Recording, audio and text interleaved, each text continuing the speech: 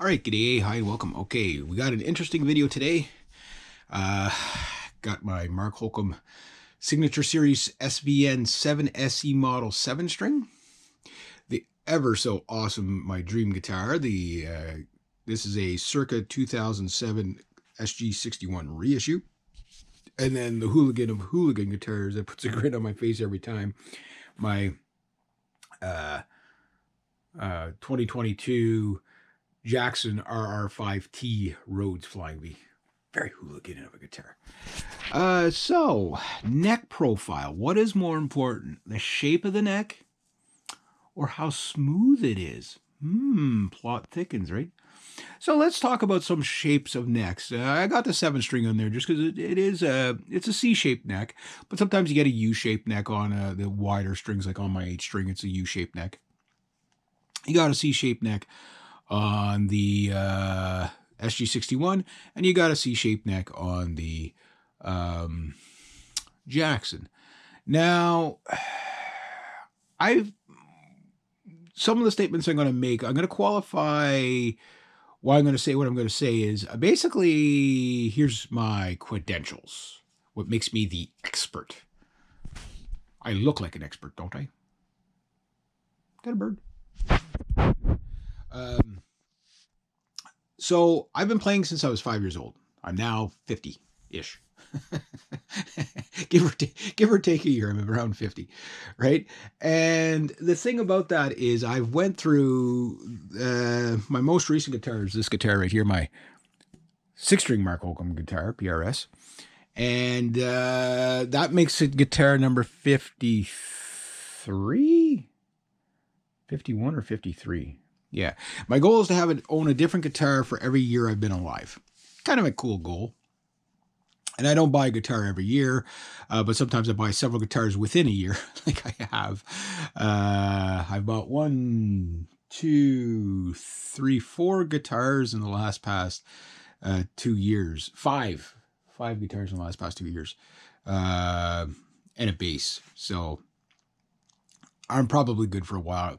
Although I probably will get some sort of a new high-grade Floyd Rose guitar. But something really changed this year with my playing. But before we get to that, we have to go back to 1992 or 94. The debut of the 1961 Gibson SG reissue. Before that, they had the 62 reissue. Now, the 62 reissue had a very similar profile neck, but a little bit stubbier, if my memory serves me correct. And it had different tuners or whatever. It had more like the SG standard headstock, where the 61 reissue has the wider headstock and stuff like that. But I remember being in Lausanne Music, okay? And this is in the 1980s or 1990s, right? Pretty much the very end era of the speed guitar player. Like, you still have your super shredder guys out there, but not like what it was in the 80s, where every guitar player was really a competition of who could pack the most notes, like your Paul Gilberts and your Michelangelo Beto's. Like those Christian Patalieri, if I say his name right, those guys were like really fast. Ingve actually isn't really as fast as you think he is. He's smooth. That's the thing. He's so smooth. He's fast. Don't get me wrong. He's a fast player, but like I mean, like real like Jakey Lee fast. Those guys really crammed in the notes, right? And there was other guys. You could. You can research and you'll see what I mean. Like in the 80s, it was a very competitive in speed. If we go back to the 1960s and 70s, most people were playing like baseball bat necks. You know what I mean? Like broom handles or baseball bats, right? It's what did you want, the broom handle or the baseball bat? And a lot thicker, a lot more radius on the boards. That's why when you find a guitar that's really old, like say a 1960s, 1970s guitar, if the fingerboard's really round, they have like they're really round, and those guitars play different, right? So necks got flatter and faster and wider and all that, and it really starts with the SG61 reissue. If you really want to think, that is the first metal guitar, It is in Woodstock, that was the most used guitar, even more than Les Pauls. People like the SGs because they were lighter. and they were just fast. It was the fastest neck you could get. Gibson had the saying, if this can't get it out of you, you don't have it in you. So there were things like Ibanez Wizard necks. When they came out, that was the flat and fast. They were kind of a bit of a U-shaped profile just because they were so thin. And it was kind of like taking a classical guitar concept and, a really flat radius fingerboard, a really flat neck, and wide, and like basically like playing a 2x4 kind of thing, right? But thinner. And that would help you out with your shredding and whatever. And then depending on scale length, we won't talk about scale length as much today. And it was like, it became the idea that you needed a really wide, flat neck in order to play fast. That was the only way you could do it. You needed a long scale, flat and wide, or else you can't play fast. Well, this guitar disproves that big time. So at this time, I had my Ibanez RG750 that got stolen on me. Yes, I'm still bitter about it. I'll be bitter about it every time I mention it.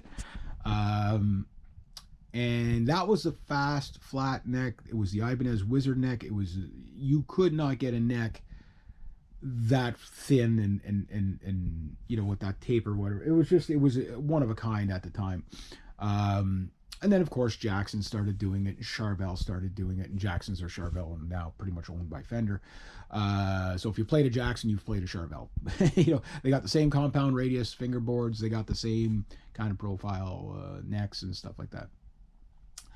So I go into Lausanne Music, and I'm the type of guy that tries every guitar on the wall, from the $300 guitar to the $30,000 guitar, just cause like, what are you getting for your money? Like, you know what I mean? Like, what is it, that you're really paying for, right?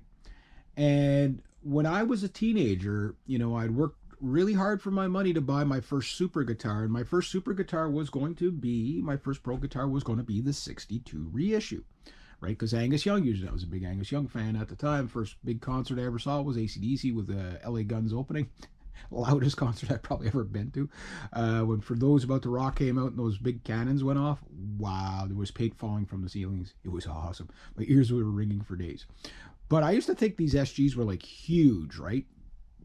You'd see pictures of Angus Young, like, wow, that's a huge guitar. Then you realize Angus Young's like 4'8". It's like, oh, the guitar, So anyway, I was in love with the guitar and whatever. But I remember I bought the Ibanez over the 62 reissue because of the 24 flat wide neck, 5-way positioning, the edge tremolo.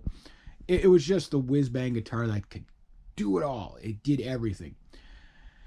Then in 1992 or 94, don't quote me on the year, they reissued these things. And when I was in Lausanne Music for $11.99, believe that, guys, $11.99 at the time, which was expensive for a pro guitar at the time. At the time, the quality of manufacturing wasn't as good for most guitars. Like, you didn't get a good guitar until you spent at least $500, and a pro guitar would be like $800 to $1,200. But it was similar in the sense that if you wanted the dress frets, if you wanted the bells and whistles, $1,200 to $1,600. Same as it is today, strangely enough. It seems like you can't get you can get the best playing guitar in the world in between that price range. It's, even aesthetics and whatever. Like, once you start paying more than that, you're paying for other things, right? Like aesthetics and whatever. So I see this thing on the wall, and I fell in love with it right away. I was like, wow, look, the headstock's bigger and whatever. And then I picked it up, and it was this kind of like, oh, kind of moment. Like, you could hear the angels singing. So I grabbed it. I was like, the neck on this thing. Well, it's not the flattest. It's not the widest. But it was flat and wide enough that you could really shred the crap out of this thing. But yet there was enough meat on the neck with its slim taper neck, which is actually slimmer than the Jackson, believe it or not, that you could, you could actually do like really crazy, like Andy Summers from The Police, that Every Breath You Take chord, that big wide chord that he does, all that stuff. You could do it on that like blindfolded.